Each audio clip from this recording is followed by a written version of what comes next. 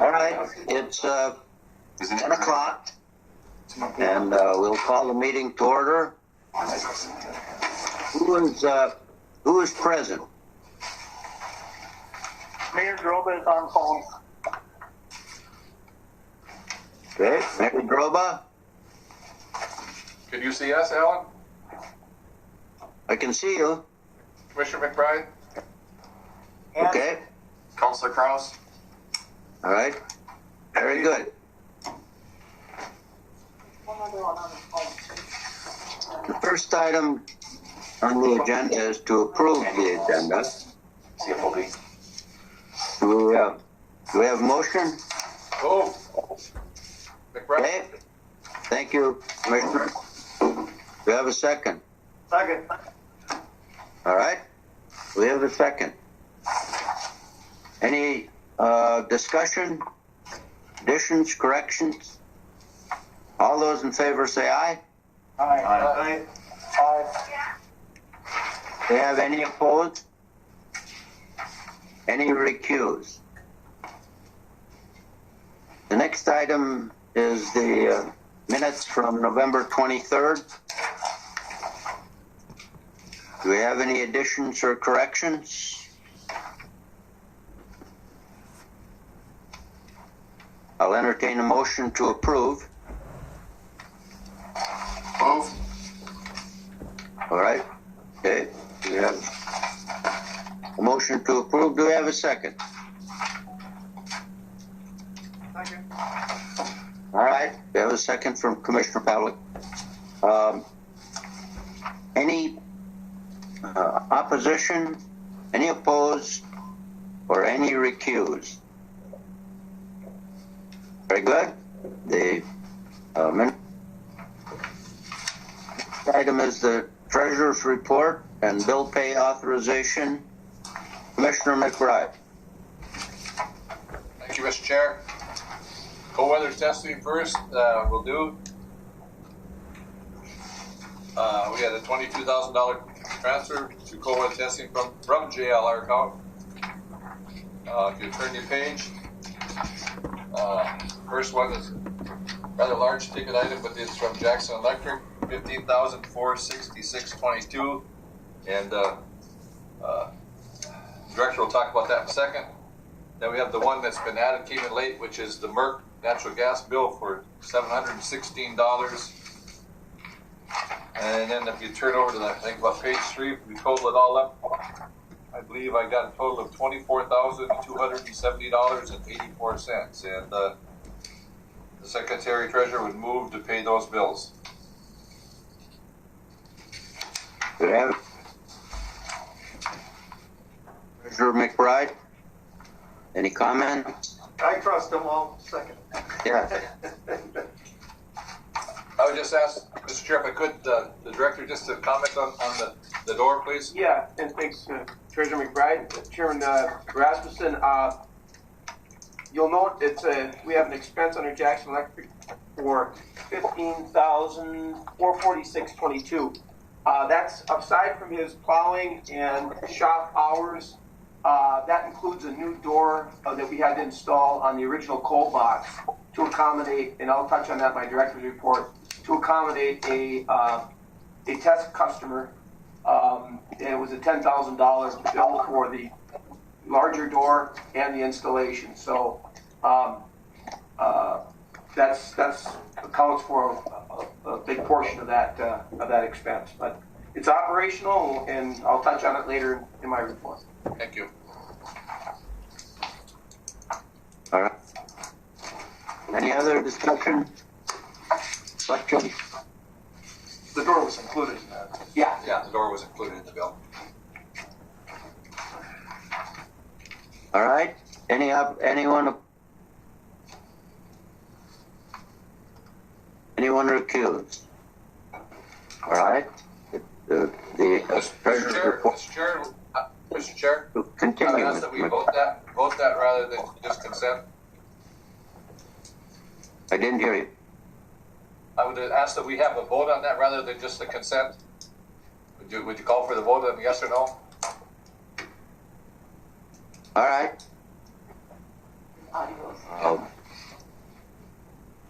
in favor say aye. Aye. Recused.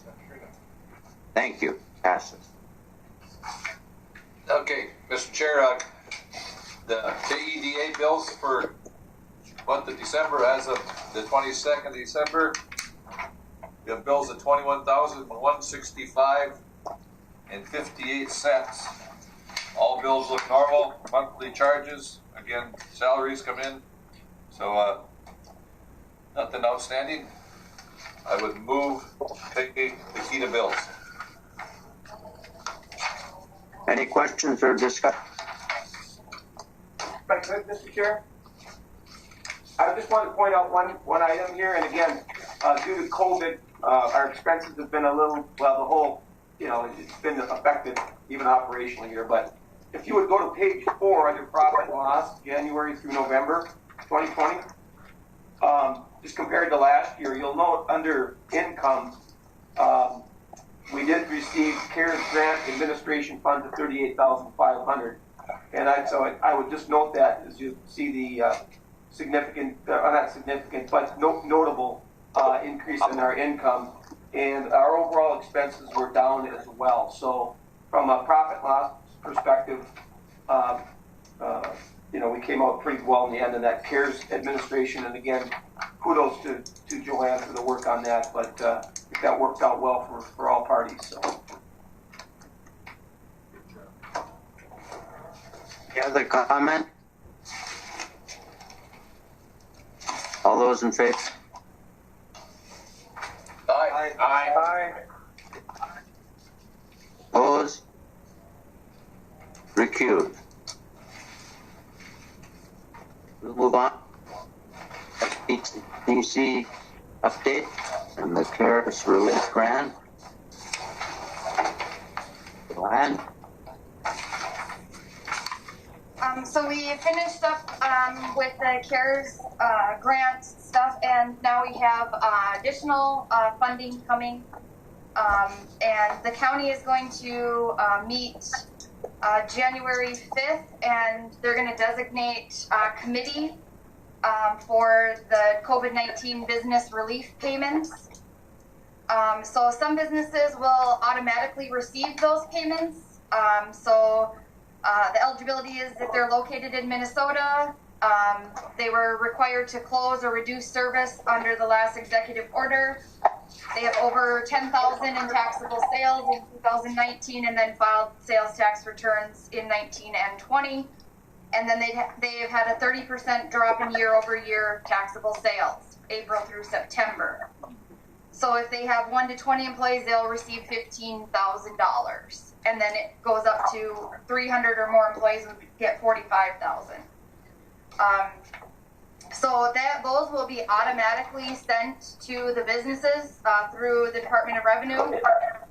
So the rest of the funding that's going to the county for small business relief is going to be other businesses besides these ones. So we're going to have to define that, and nonprofits as well. The guidelines are going to be less strict than the CARES Act guidelines.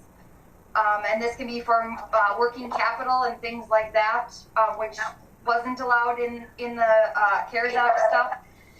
So we're looking at getting that committee once we know who the committee is on the county, and then we'll probably use the same committee that we did previously for the grant reviewing all the applications. And then I believe Keita again will then be the fiscal agent for dispersing those again. So it will be a similar process to the CARES Act grant, and how we did the same thing, because it worked very well. So I think we're just going to do the same thing, but again, the county's kind of going to decide that at their next meeting. So, Joanne, I know the governor had designated $10 million to small businesses. Now, this is CARES Act. This is separate from what the state is putting in. This is the state portion. This is the state, the $10 million? Yes. Well, that $10 million is not going to go a long ways when you start talking the number of businesses. So they, like the these programs will already get it. So I think each county, depending on their occupancy, I think we'd be looking at like $250,000, somewhere in that range. And I don't know the exact amount, but about that for being able to disperse to businesses and nonprofits. So. Countywide. Yes, countywide. 250 is not bad. No, we did 400 on the, in the last round. And so now a lot of those were restaurants and bars and things like that. And they're going to be in this other category where they're going to automatically receive that payment. So I think we'll be okay. Is that even to any business bars or restaurants that didn't apply the first time? Are they going to be included, or they have to apply? Nope. So there'll be a new application for this piece. So if they didn't apply the last time, they could apply this time. But if they're already receiving payments, then they can't get both. I just have one question. If they've already closed their doors because it just couldn't continue, would they still be eligible?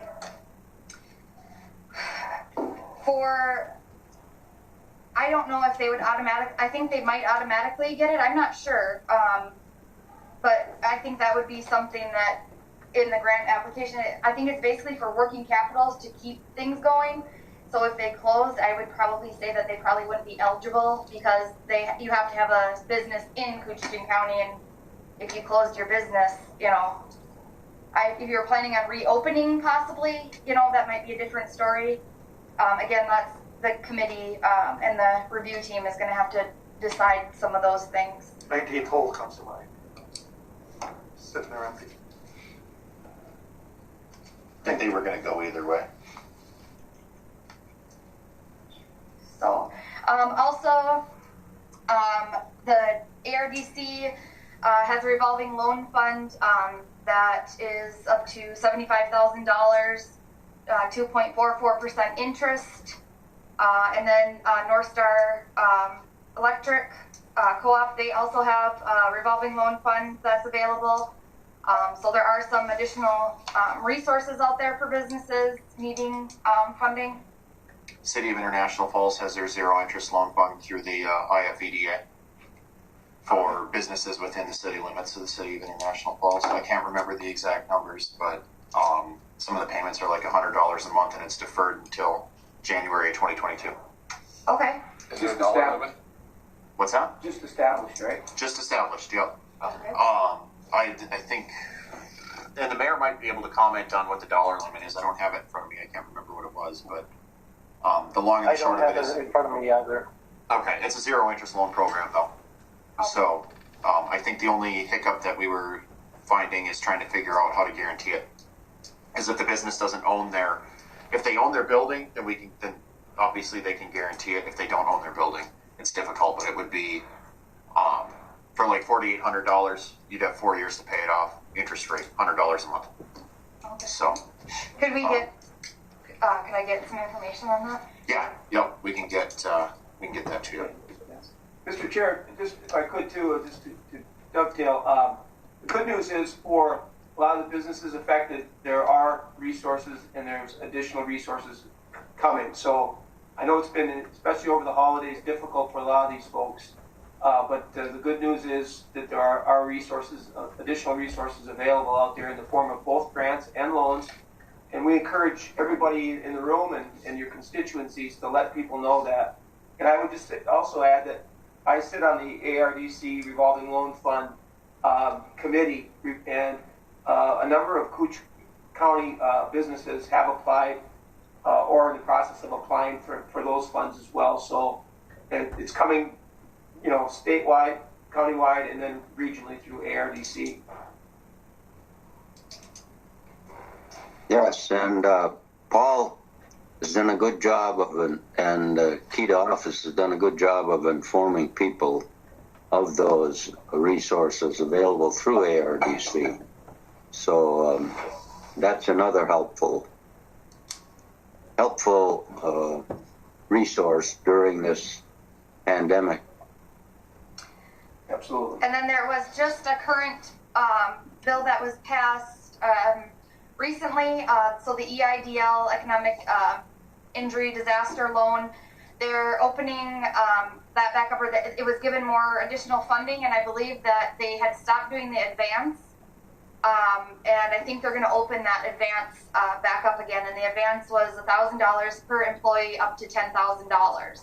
So if businesses didn't receive that in the past, they would have an opportunity to now be able to do that. And there was PPP, also some different things on the Paycheck Protection Program that you could do some different things with that, and some more items have become forgivable. So there's a bunch of different things that have come out, and I did post that on our Facebook page, but I continue to just have businesses look at resources or contact us with any questions, because it's a lot of information. When you signed up for SBDC director, you didn't know you were going to get all this, did you? And Joanne, I have the numbers if you want them from the cities. Sure. So for a $2,400 loan, you'd have 24 months to pay it off, so it'd be $100 a month. Loan B is $4,800, and you can do that in 24 months, so it'd be $200 a month.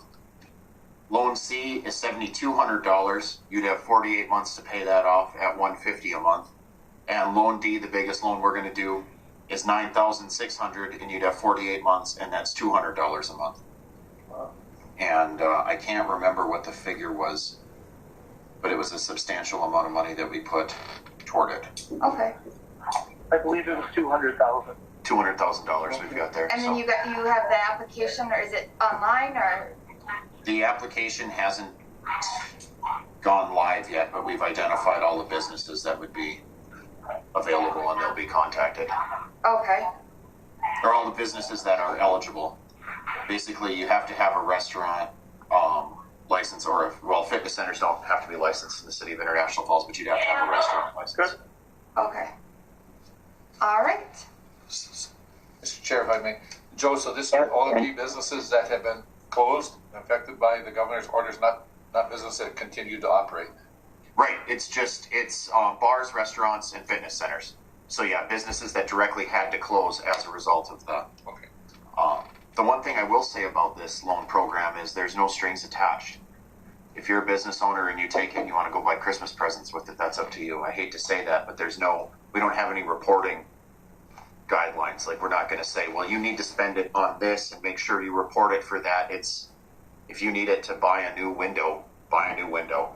And does that make sense? Like, we don't have any. So it is, I don't know that anybody's going to take us up on it. Most of the business owners I talk to don't want to incur any more debt, but it is 0%. So you could potentially use it to pay off other debt incurred and lower your interest rate from whatever that was to zero. So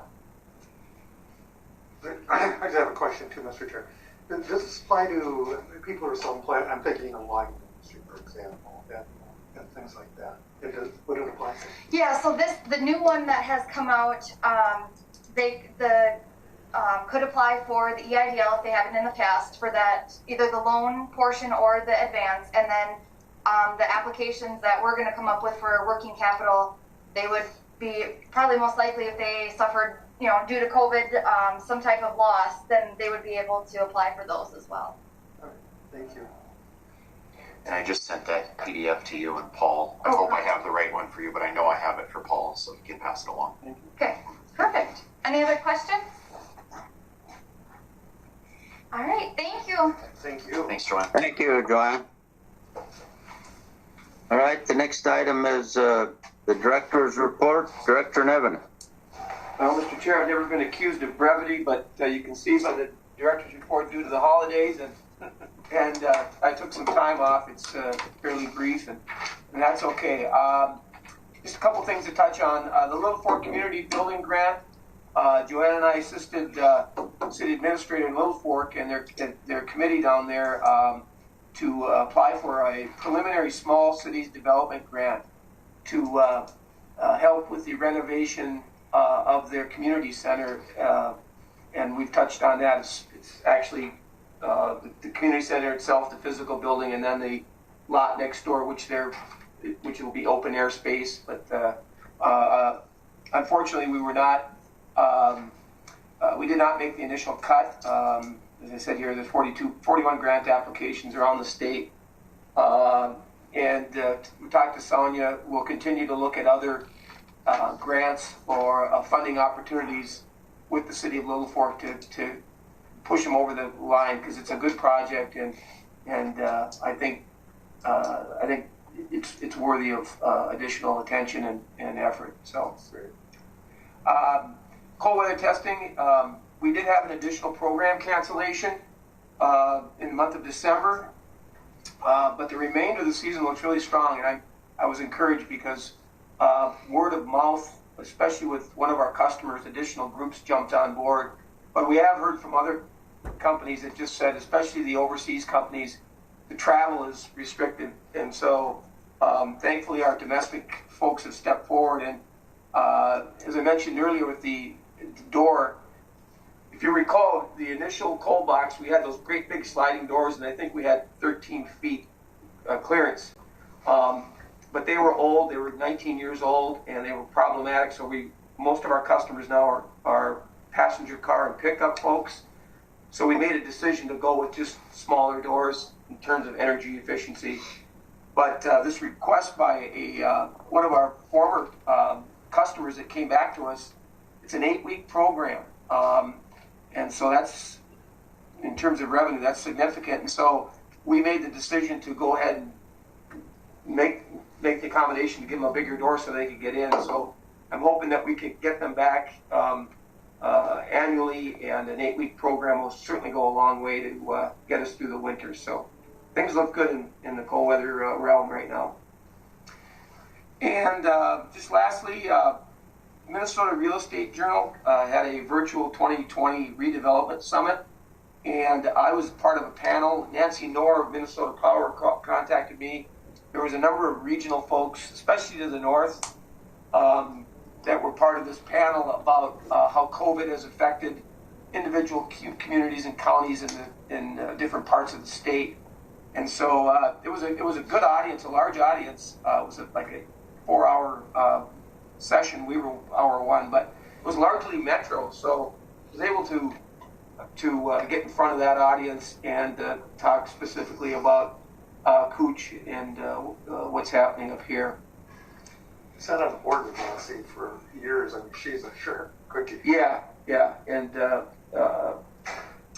gentleman from City Council in Duluth, who was also a Minnesota Power employee, was on there as well. So, and just to close, we're closing out the end of the year here, and it's been an unprecedented, difficult year for all of us. We've all been affected in some regard, and challenges remain, going forward. But the good news is with the vaccine and progress being made there, that we have to be hopeful. And I just want to say thank you to everyone involved in this group and for their support. I know that the city and the county, as they meet virtually, there's always been it's been challenging, but we've worked through it, and so I thank you for your support. And I'm looking forward to some positive things that we can lean on and look forward to in the coming year.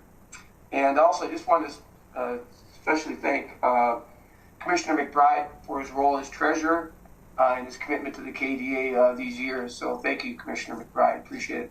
Kept us out of prison. You guys, you don't know about me yet. That's all I have, Mr. Chair. All right, thank you. Next item is the city and county updates.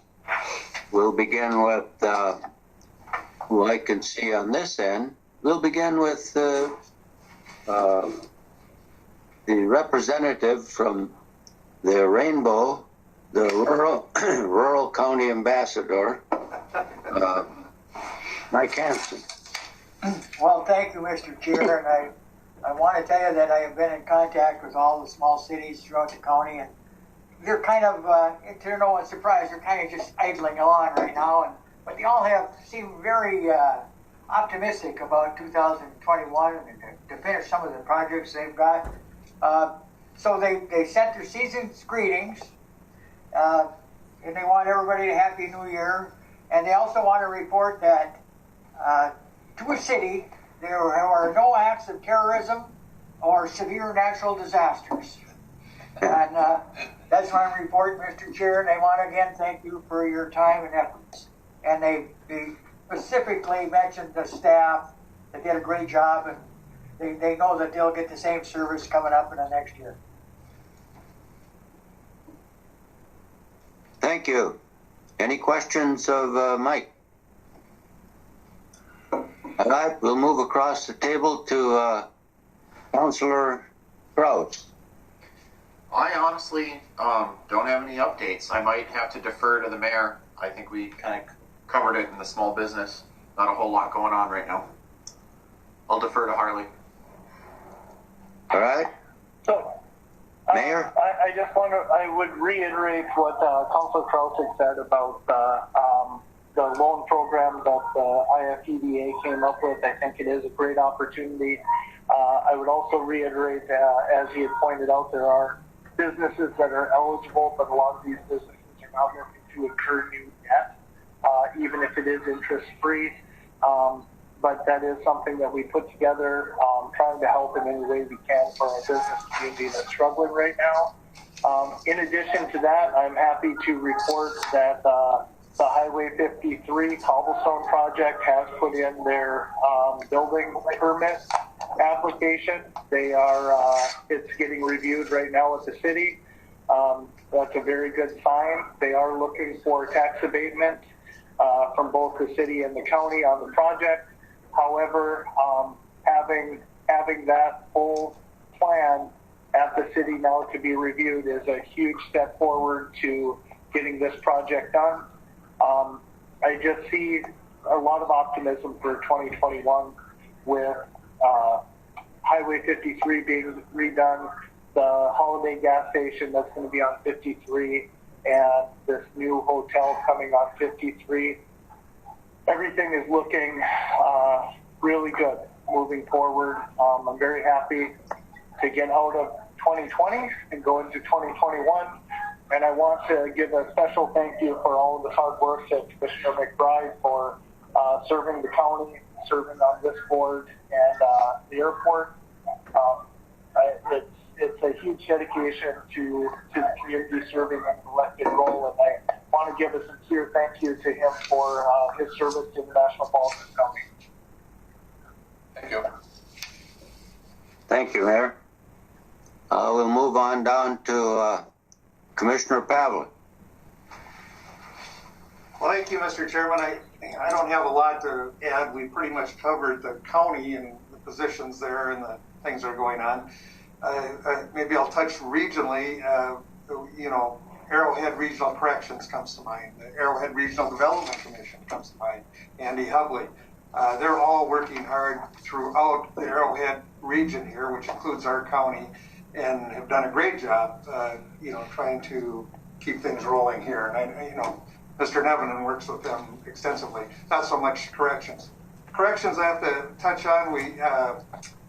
One of the things we have there is a committee, an oversight committee, essentially of people throughout the region. And we had Ray Gordon appointed to that way back in 1994, I believe, Mike. Anyway, he just passed away, but he hung on that board for well over 20 years, and in all that time, he never missed a meeting, and he drove down there in some of the worst weather you can imagine in the winter. What dedication. And so anyway, they had his funeral here last week, and the folks at Arrowhead Regional Corrections wanted to make sure we touch base with people on how dedicated Mr. Gordon was. I'm now tasked with I have to come up with another member. I don't know how I could ever come up with someone like Ray, but I'm going to have to come up with another member there to represent the county in that position. Other than that, let's see what next year brings. This has been quite a year. That's all I can say for everybody, and hopefully we can keep things moving. And thanks to Paul here too for all the work he's been doing here to keep businesses going. But it's not just businesses. We have single family units out there that need help also, and how do we take care of everybody? It's a tough program right now for some of these people. So anyway, with that, thank you, Mr. Chair. All right. Commissioner McBride, do you have anything to add? Just, thank everybody for the kind words. This is on January 1st, it'll be the end of 12 years. I've enjoyed my service to the county. Met a lot of great people. I remember way back when I was first elected, Commissioner Hanson asked me, he said, why would you want to take a crazy job like this? He said, but you would meet a lot of nice people and really have some good working relationships, and we've had that. I feel confident that the county's in good shape. We came through 2020 surprisingly well, and I think fiscally and everything going into 2021, the county's on sound turf. Yesterday, I took two of my grandkids fishing down to Lake of the Woods, and we left about 6 o'clock in the morning, and it was well after 7. We're still driving, and I told them we're still in Koochiching County, and they couldn't believe how big our county is because they really never went that far west before. And Kyra drives that every day practically, and Mike does too. So, what a massive county this is. We're bigger than some states. But I noticed when we left town, it was like 4 below here. And I got to Mike Hanson's, it was 17 below. So I know he's got a cold heart. But anyway, and the other thing Commissioner Hanson told me, he said, when you leave that office on January 1st, he said, you're going to be in your right mind. He said, you're going to be surprised the load that's left. But you know what? I've enjoyed it, so thank you all very much. Thank you. Thanks. Thank you very much. If I could, I think Ryan deserves a big hand here. So, well done. Yes, thank We'll be you, missed. McBride. You'll be missed. Not anywhere. The next item is a public comment period. Do we have any comments from people in public? Do we have any public members in attendance? No.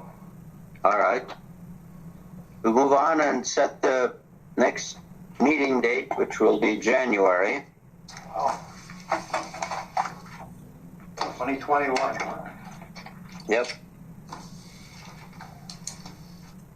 The 18th, which is the third Monday, is Martin Luther King Day. I don't know if that works for people or they would choose another day. Government can't meet. Yeah, government can't meet. Government can't meet, I believe. I didn't hear. National holiday. That's right. Yeah, it's a national holiday, Alan, and the government cannot operate. All right. How about the week before, the 11th? It's too early. Yeah, we wouldn't have enough bills. Okay. What are you thinking, Paul? Well, I don't know. Yeah. I have a meeting. Well, I could meet in the morning. How about Tuesday, the 9th?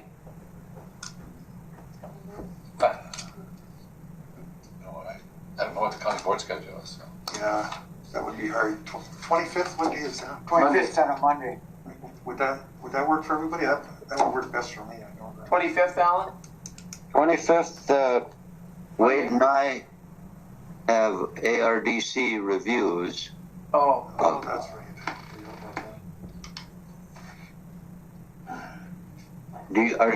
You're part of that, aren't you, Wade?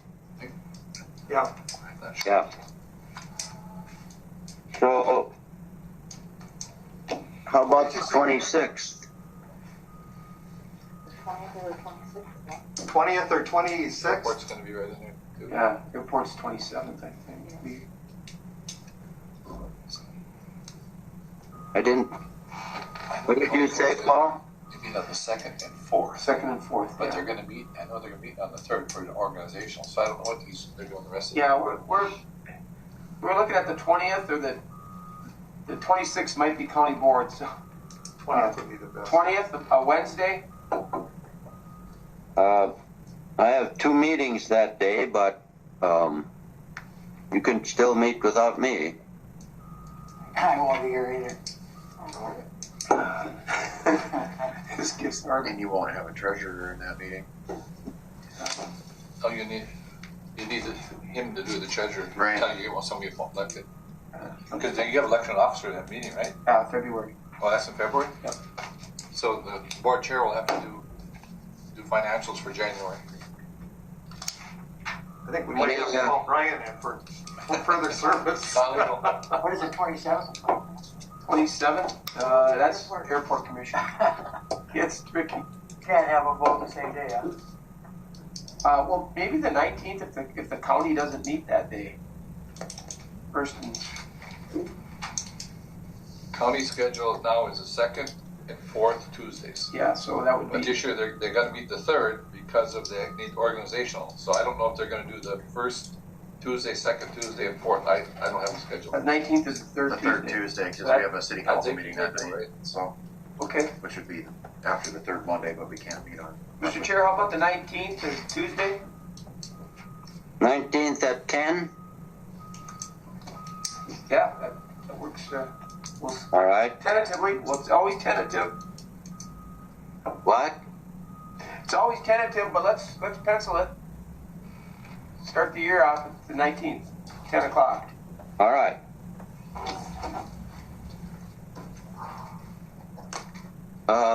Anything else? Any other business?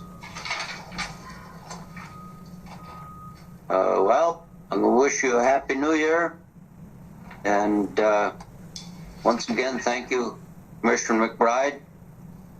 And we'll see you in January. Thank you, Mr. Chair. I really appreciate it. Thank Happy New you. Year.